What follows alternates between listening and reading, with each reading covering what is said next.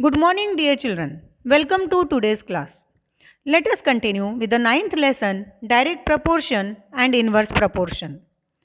Children, in the previous videos, you have learnt about inverse proportion. Also, we have solved so many examples based on it. We have completed with practice set 38 in the previous video. Today, we are going to start with partnership. Children, get ready with your textbook and notebook. Now, let us see what is a partnership. See children, there are so many children in a class whose parents are doing some or other kind of business. So from that, you must have some basic idea that while doing any business, we require some money. So when starting a business enterprise, money is required for an office, raw materials, etc. To purchase the basic items for the shop or to open the office or to open the shop, some basic amount is required. That amount is called as capital. Also, you have seen that in any business, two or more people put in money for the capital.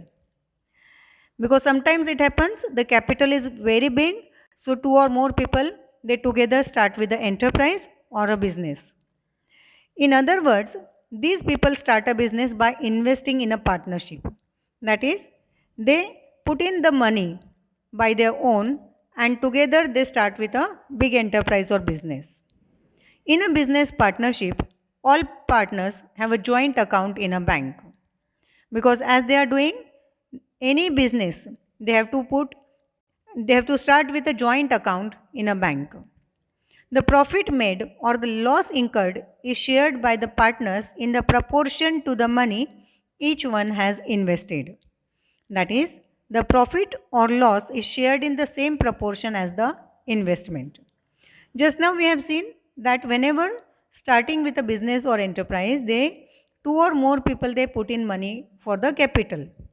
In such case, sometimes it happens they are not putting equal amount of money. One of the partner he puts less money or more money.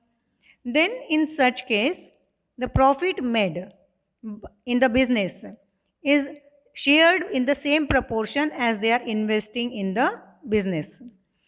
The one who shares or who invests less in the business will get less share in the profit or in the loss, or one who is putting more money in the business has the same type of share in profit or loss. Hence it is said that the profit or loss is shared in the same proportion as the investment. Now here some examples are given. Solved examples on page number 66. The first example, Jhelum and Atharva invested 2100 and 2800 rupees respectively and started a business. They made a profit of 3500 rupees. How should it be shared? Now in this example, it is very clear to you that here these two partners, Jhelum and Atharva, they started with a business and they invested rupees 2100 and 2800 respectively. That is, Jhelum's investment is 2100 and Atharva's investment is 2800. Now in all they made profit of 3500. Now you have to find how much profit each one will get. That is, what is the share of profit of Jhelum and what is the share of profit of Atharva. As their investment is different, they will not get same profit. Here, the profit shared by them will be in the same proportion as their investment. So first we have to find the proportion of their investment. For that, we will take 2100 as is to 2800. That is, we will first find the proportion of their investment. We will write this ratio in numerator denominator form, that is 2100 upon 2800. Here these two zeros will get cancelled. 21 upon 28 you will get. As 21 and 28 both comes in the table of 7, you will get the lowest form or simplest form as 3 upon 4. That is, the proportion of their investment is 3:4. Now here their proportion of investment is 3:4. The profit must also be shared in the same proportion, that is 3:4.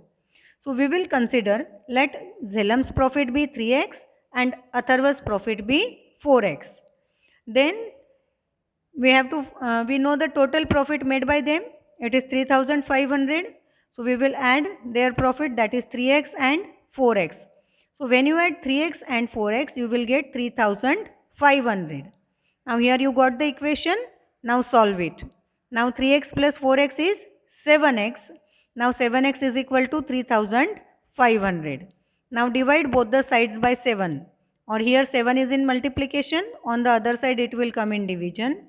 So when you divide 3,500 by 7, you will get 500.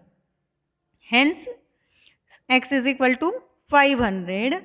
Now we will multiply 3 by 500 to get Xelem's profit, and then we will multiply 4 with 500 to get Atharva's profit. So 3x is the Xelem's profit is 3 into 500 is 1500 rupees, and Atharva's profit is 4 into 500 is 2000 rupees. Now here from this example, it is clear to you that the profit must also be shared in the same proportion as that of the investment. Now next example given on the same page. Chinmaya and Sam invested a total of 1,30,000 rupees in a business in the proportion 3:2 respectively. What amount did each of them invest? If their total profit is 36,000 rupees, what is the share of each? Now in this example, children, here total investment is given, but their proportion of investment is given and total profit is given. So first you have to go through the example, see what is given and what you have to find out. Here proportion of investment is given and total investment is given. So from here we can find the amount invested by each of them. So here proportion of Chinmaya and Sam's investment is 3:2. As the profit is shared in the same proportion as the investment, hence proportion of profit will also be same, that is 3:2. Now first we will find the investment made by Chinmaya and Sam. So we will consider, let Chinmaya's investment be 3y and Sam's investment be 2y. Now this is the, according to the proportion we have taken 3y and 2y as the investment of Chinmaya and Sam. Now 3y plus 2y is the total investment. Now what is the total investment? It is 1,30,000. So you will get the equation 3y plus 5y, 3y plus 2y is 5y. 5y is equal to 1,30,000. Now dividing both the sides by 5, you will get y is equal to 26,000. Hence you can find the investment made by Chinmaya. Chinmaya's investment is 3y, that is 3 multiplied by 26,000 is 78,000, and Sam's investment is 2y, that is 2 multiplied by 26,000 is 52,000. So now here first we have find out the investment made by Chinmaya and Sam. Now we will find the profit made by Chinmaya and Sam. For that we will consider, let Chinmaya's profit be 3x and Sam's profit be 2x. Why we are taking the same proportion? Because we know that profit is shared in the same proportion as the investment. Hence we can take Chinmaya's profit as 3x and Sam's profit as 2x. Now we will add 3x and 2x, we will get the total profit. Now what is the total profit made by both of them? It is 36,000 rupees. So here we will get the equation 5x is equal to 36,000. Now divide both the sides by 5, you will get 5x upon 5 is equal to 36,000 upon 5. Now here 5 will get cancelled, so you will get x in left hand side, and 36,000 divided by 5 is 7,200. Now you got the value of x. Now we can find the profit made by Chinmaya and profit made by Sam. Now 3 multiplied by x, that is 3 multiplied by 7200.